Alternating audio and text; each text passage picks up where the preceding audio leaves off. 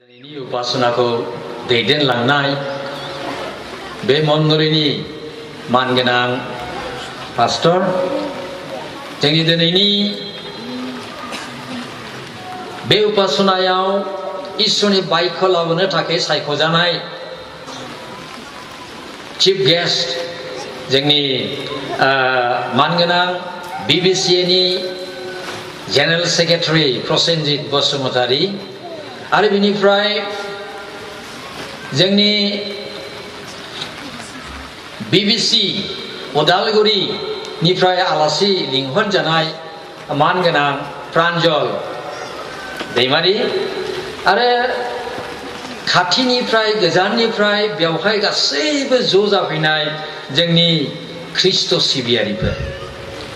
गिबि सेन्टाराव आङो BBCA नि पेरेन्ट बदिनि जानानै आंनि अननाय आरो हामलायथिखौ नोंथांमोन बयनोबो जिसु ख्रिस्ट'नि मुङै आङो हरगोनाय जाबाय गोजोनथोंसै पश्चिम चिरां खुंगुरि बिनि जन्म बृत्तान्तखौ नागिरै नागिरै आङो मोनसे सबिनि राव बेखौहाय मोनदों ओमफ्राय आङो बेखौनो एसे सोलाव लानानै नोंथांमोननि गेजेराव एसे बुंथिनो सानबाय बेनो जादों 1963 1963 सनावहाय 2 नम्बर तुक्राझार बाप्टिस्ट चार्चनिफ्राय साखा मण्डली हिसाबै सानजा चिरां खुंगुरि बैप्टिस्ट मण्डलीखौ गायसननाय जादों आरो बिनिफ्राय 6 बोसोरनि उनाव बेनो जाहैबाय 1969 आव दा जेरै जोङो नुनो मोनदों 1969 आव नैबे इस्ट चिरां खुंगुरिनिफ्राय नैबे वेस्ट चिरां खुंगुरिया गायसनजादों एकदम विदिन ए शर्ट टाइम 6 बोसोरनि उनावहाय बे माबोरै जाखो जों बेखौ खारनखौ नागिरनो थाङा हयथ' ओरैबायदिबो जानो हागौ मातृ मण्डलीयावहाय एखेबारे सौसौ रौरौ बुरजा जानायखाय हयथ' माखासे गां रानायफ्रा बिरनानै फैनानै बेवहाय हयथ' बासा लाफैदों बिदिबो जानो हागौ बेखौ जों बुंनो थांलिया किन्तु जोङो बेखौनो मिथिबाय 1969 आव नैबे वेस्ट चिरां खुंगुरि बैप्टिस्ट मण्डलीया गायसनजादों आङो दाखालि 1969 खौ मिथिनानैहाय बे माबायावहाय सबिनेराव नायनानैहाय सबिने लिरग्राबो बेयावनो दंलै आं हले सोलावसो लाना बुंदों मा होनना बुङो 1969 आव नैबे मण्डलीया गायसनजाबाय 1969 आव ओरैबायदि मोनसे गटे पृथिबियाव मोनसे जाथाय जादोंमोन सोरहाबा सोरहाबा बुंब्ला गोसोखांनो हागौ आं बे समायाव गुवाहाटीयाव दङमोन एसे सेंग्रा जालाय कलेजाव फरायदोंमोन आङो बे समायावहाय मा जादों आमेरिकानिफ्राय 3 साइन्टिस्टफ्रा एखेबारे अखाफोराव थांनानै अखाफोराव आगान हैदों फार्स्ट स्टेप आगान अखाफोराव हैजेनदों जोंनि इन्डियानि मानसिफ्राथ' अखाफोरखौ एखेबारे फुजियोमोन ना किन्तु बिसोरो उनावहाय मिथिबाय अखाफोरा जों फुजिनाङानो इसोर नङा थारमाने अखाफोरा इसोर नङा होननानै बिसोरो मिथिनो हादों तारमाने बे अखाफोराव नामायहैनाय जि साइन्टिस्टफोर आङो दाखालि एखेबारे जेनेरेल नलेज लेखाफोरखौ नागिरै नागिरै मोनसे बुथुमनानै मोनदों बे 1969 मा होनना बुङो बेखौहाय 20 जुलाइ तारिखआव जाय मानसिफ्रा अखाफोराव थांदोंमोन बिसोरनि नामा जाहैबाय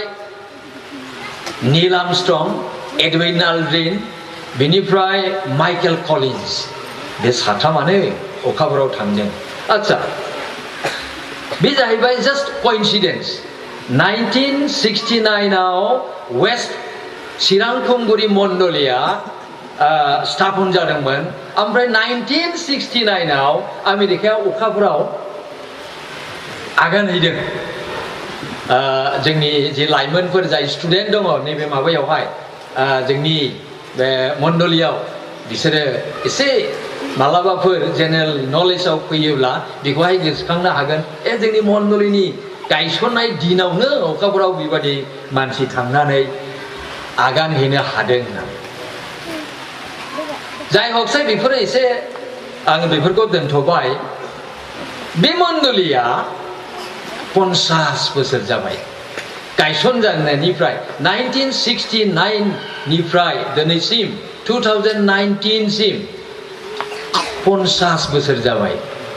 बे सुदीर्घ 50 बोसोरावहाय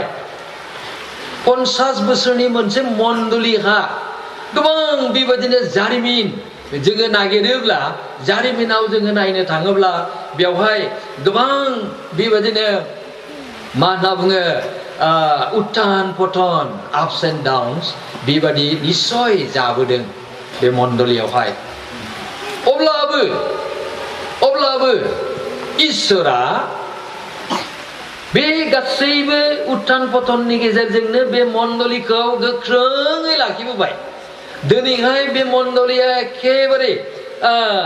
मानसिफोरनिफ्राय जिउआव मानसिफोरजों एखेबारे गोख्रों जानानै दं गोख्रों जाबाय ना मानो गोख्रों खालामखो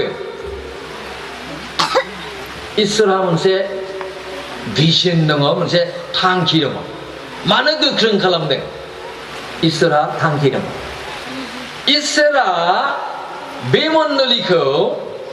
मिशनारि मण्डलि जाजानो लुबैदों मिशनारि मण्डलि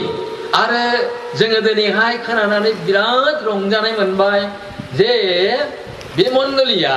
ओरैनो सासे होखायो माबा स्पन्सर खालामो मिशनारि मा होनना बुङो एभान्जेलिस्ट ओमफ्राय दा जानुवारिनिफ्राय आरो सासे होबावगोन जों बे मण्डलिनि गासैबोनि थाखाय जों आखाइ खबना होनि दे धन्यबाद होयो आङो बिबिसिनि जानानै आरोबाव नोंथांमोनखौ आङो धन्यबाद होयो जाहैबाय जों मिथिनायनि सिगांनो नोंथांमोना बेवहाय नोंथांमोननि जि जुबिलियावहाय नोंथांमोना डिक्लेयार खालामनानै लाबाय हामबाय होननानै बुंदों दा जोङो बे मण्डलियाव बेबादिनो आरोबाव नोंथांमोननि खामानि मावलांनायखौ जोङो मोननो लुबैयो जोङो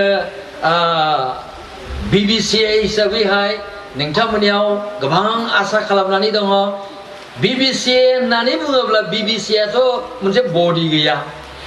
BBCA होननानै बुङोब्ला गुबुन गुबुन मण्डलिफोरखौ लानानैसो BBCA जादों एस'सिएशनसो नालाय बियो एस'सिएशन गोदो इउनियन होननानै बुङोमोन बयजोंबो ज' जानानै खामानि मावनाय आरो जोङो बेबायदिनो ज' जानानै दिनै खामानि मावनो BBCAयाव जोङो ज' बेबायदिनो ज' जादों गासैबो मण्डलिफ्रा गुबुन गुबुन मण्डलिफ्रा जोङो ज' जानानै इसोरनि खामानिखौ जोङो मावनो हायो नोंथांमोननि बे मण्डलिया मोनसेल' मण्डलिया जि खामानि मावनो हागोन BBCA जिहेतु एस'सिएशन जोंनि BBCनि सिङावहाय दिनैहाय 206टा मण्डलि दङ 206टा मण्डलिनि खौसेथिनि बोलोआ बेसेबां जानो हागौ आरो बे बोलोजोंनो जोङो गोबां खामानिफोरखौ मावनो हायो आरो आङो दिनैहाय गोलाव बाथ्रा बुंनानै आङो समखौ नस्थ' खालामनो इच्छा गैया खालि आंनि कामना खालामनाया बेनो आंनि भरसा खालामनाया बेनो बे वेस्ट पश्चिम पाटाबारि पश्चिम चिरां खुंगुरि सरि दे खुगा बोरैबा गिमिनलांदों पश्चिम चिरां खुंगुरि मण्डलिनि गासैबो सभ्यफोरखौ आङो आंनि भरसाया बेनो नोंथांमोना बेबायदिनो जौसिन आरो देरसिन पलिसि प्लेन एन्ड पलिसिफोरखौ लानानै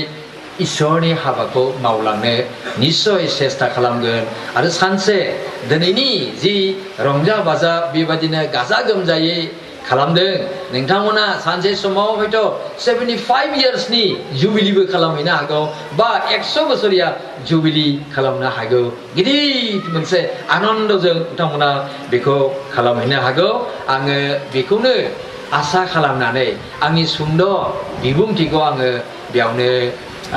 दोनथ'बाय धन्यबाद हामबायसै